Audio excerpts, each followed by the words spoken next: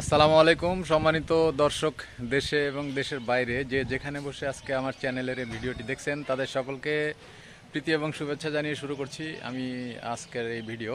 আমি আজকে আপনাদেরকে দেখাবো যে বসতবাড়িতে ঘরোয়া পদ্ধতিতে কিভাবে কবুতর প্রতিপালন করতে পারেন এবং প্রতিপালন করবেন অল্প খরচে স্বল্প পরিশ্রমে অথবা স্বল্প পরিশ্রমে অল্প খরচে কিভাবে আপনারা কবুতর প্রতিপালন করে বসতবাড়িতে ঘরোয়া পদ্ধতিতে কবুতর পালন করে লাভবান হতে পারেন সেই জিনিসটি আমি আপনাদেরকে দেখাবো।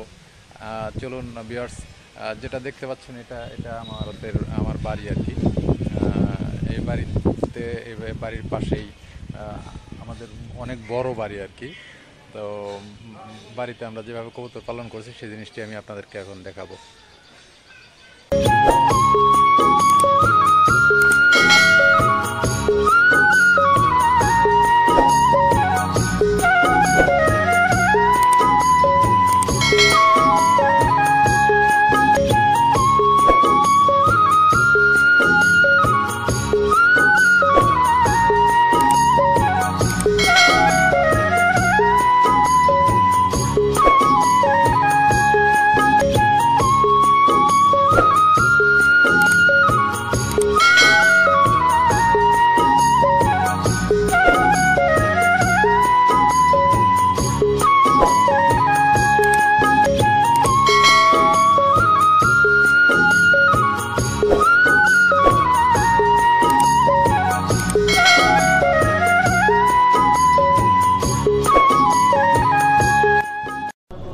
গৃহপালিত পাখির মধ্যে কবুতর খুব জনপ্রিয়।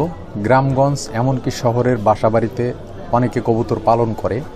কম পরিশ্রম ও অল্প খরচে কবুতর পালন করে পরিবারের আমিষের চাহিদা মেটানোর পাশাপাশি বাড়তি আয়ের সুযোগ সৃষ্টি করা সম্ভব।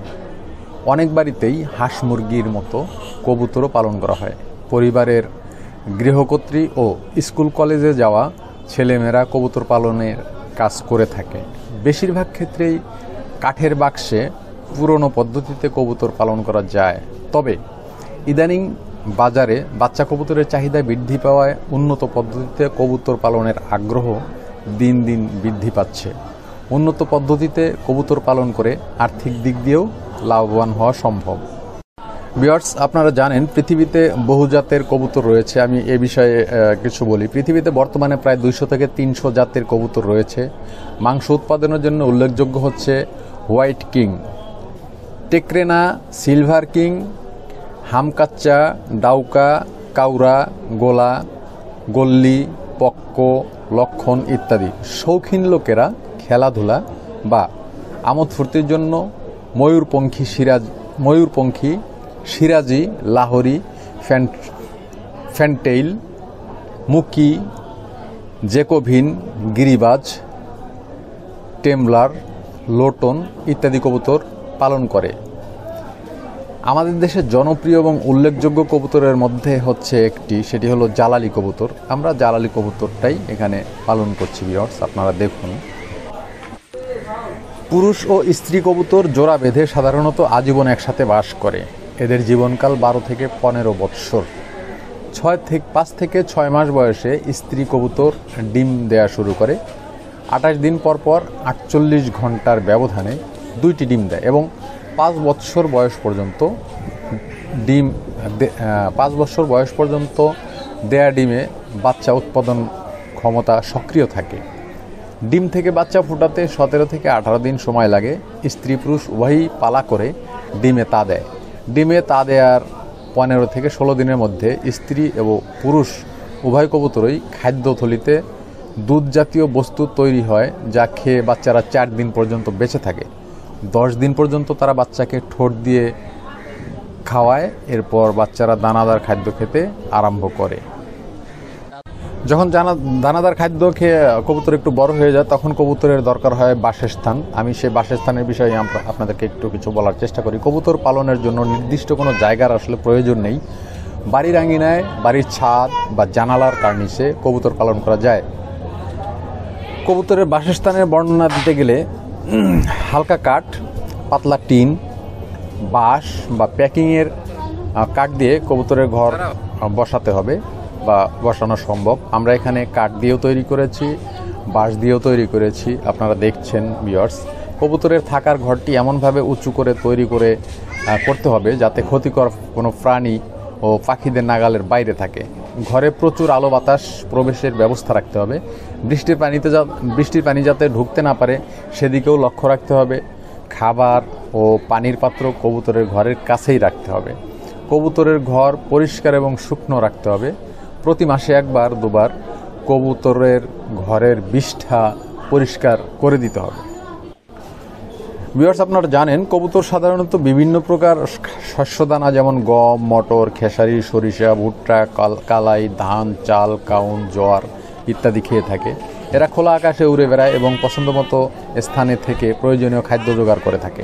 এছাড়া কবুতরের খাবারে 15% এবং 15 থেকে 16% আমিষ থাকা প্রয়োজন। মুরগির জন্য তৈরি সুষম খাবার খাওয়ালে সুফল পাওয়া যায়। কবুতরের বাচ্চার দ্রুত বৃদ্ধি, হাড় শক্ত ও পুষ্টি এবং বয়স্ক কবুতরের সুস্বাস্থ্য ও ডিমের খোসা শক্ত হওয়ার জন্যে ঝিনুকের খোসার গুঁড়া, চুনা পাথর, শক্ত কাঠ, কয়লার গুঁড়া, হাড়ের গুঁড়া, লবণ এসব মিশিয়ে গ্রিট মিক্সচার তৈরি করে খাওয়াতে হবে। প্রতিদিন কবুতর গড়ে 35 থেকে 60 গ্রাম দানাদার খাবার খেয়ে থাকে। এছাড়াও প্রতিদিন কিছু কিছু কাঁচা শাক সবজি কবুতরকে খেতে দিলে ভালো হয়। ভিউয়ার্স, আপনি জেনে হয়তো খুশি হবেন এবং আপনারা জানেন কবুতর পালনের যে সুবিধাসমূহ। একজোড়া কবুতর থেকে প্রতি মাসে গড়ে 2টি বাচ্চা পাওয়া যায় এবং 3 থেকে 4 সপ্তাহের মধ্যেই বাচ্চা খাওয়ার উপযোগী হয়ে যায়। কবুতরের খাবারের খরচ কম এবং থাকার ঘর তৈরি করতে খরচ কম লাগে। আপনারা দেখুন, আমি আপনাদেরকে দেখানোর চেষ্টা করলাম যে আমরা যে ঘরগুলো বানিয়েছি, এই ঘরগুলো তৈরি করতে খুব বেশি টাকার আসলে প্রয়োজন হয় না, খুব বেশি পরিশ্রমেরও দরকার হয় না। কবুতরের রোগবালাই কম হয় এবং কবুতর পালন করে অল্প পুঁজি এবং অল্প পরিশ্রমে অধিক লাভবান হওয়া যায়। আমি কিন্তু এই জিনিসটি আপনাদেরকে বোঝানোর জন্যে, এই জিনিসটি দেখানোর জন্যেই আজকে আমার বাড়িতে যে আমি কবুতর প্রতিপালন করছি সেই জিনিসটি আমি আপনাদেরকে দেখাচ্ছি। ভিউয়ার্স, আপনাদের মনে আছে এর আগে আমি আমার বাড়িতে চীনা হাঁসের বাচ্চা পালন করেছিলাম। সেই চীনা হাঁসের বাচ্চা পালন করে চীনা হাঁস বড় হয়েছিল, সেই ভিডিওটিও আমি আপনাদেরকে দেখিয়েছি। আর আজকে আমরা যদিও কবুতর পালন করা শুরু করেছি অল্প কয়েকদিন হলো, সবে মাত্র 1.5 মাস হবে। তো এই 1.5 মাসেই কবুতরের অলরেডি আমাদের 2টো বাচ্চা হয়েছে নতুন করে। তো ভিউয়ার্স, আরেকটা বিষয় আমি আপনাদেরকে বলি যে বাজার সম্ভাবনা একটা বিষয়। কবুতর আপনি শুধু লালন পালন করবেন আর খাবেন সেটা তো নয়, আপনাকে লালন পালন করে খাইতেও হবে এবং প্রফিট করতে হবে।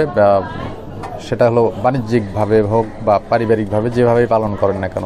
আপনি যদি 20 জোড়া কবুতর পালন করেন, সেখান থেকে বাচ্চা হলে সে বাচ্চা আপনি সব বাচ্চা তো আর খাবেন না, সেক্ষেত্রে আপনি 10টা বাচ্চা বিক্রিও করে দিতে পারেন। এই জন্য আমি আপনাদেরকে বলছি বাজার যে সম্ভাবনা, কবুতরের মাংস খেলে শক্তি বৃদ্ধি পায় এবং খেতেও খুব সুস্বাদু হয়। এর বেশ বাজারে চাহিদা রয়েছে। তাছাড়া অনেকে শখের বসে বাড়িতে পালার জন্যও কবুতর ক্রয় করে। সেই দিক বিবেচনা করে বলবো বাজারে প্রচুর কবুতরের চাহিদা রয়েছে এবং দামও রয়েছে। আপনারা ইচ্ছা করলে আপনাদের বসতবাড়ির আঙিনায়, বসতবাড়ির আপনার ঘরের বারান্দার পাশে যে কোনোভাবে আপনি আপনার কবুতরের খামার, কবুতরের প্রতিপালন করতে পারেন। তো ভিউয়ার্স, আমি আজকের ভিডিও আর বড় করতে চাচ্ছি না, আজকের ভিডিও এই পর্যন্তই রাখছি। এই কবুতর নিয়ে আমার পরবর্তী আরেকটি ভিডিও আসবে, সেটি হলো কবুতরের রোগবালাই এবং চিকিৎসা। কবুতরের রোগবালাই এবং চিকিৎসা নিয়ে যে ভিডিওটি আমি দিব সেই ভিডিওটি দেখার আমন্ত্রণ জানিয়ে আজকের ভিডিও আমি এখানেই শেষ করছি। দেখা হবে পরবর্তী যে কোনো ভিডিওতে। ততদিন পর্যন্ত ভালো থাকুন, সুস্থ থাকুন, এই প্রত্যাশায় বিদায় নিচ্ছি। আমি সাইদ আহমেদ। আসসালামু আলাইকুম রহমতুল্লাহ।